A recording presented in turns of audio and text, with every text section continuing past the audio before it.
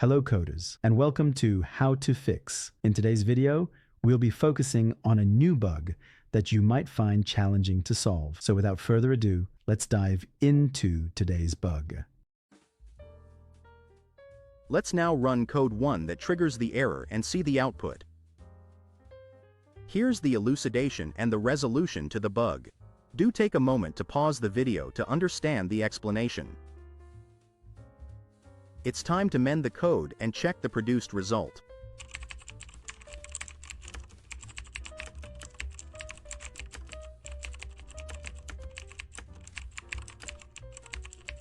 And just like that, the code is running smoothly and our output is on point.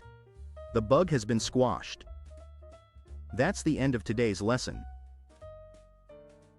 If you found this walkthrough practical, don't forget to press the like button and subscribe to our channel for more code repair videos.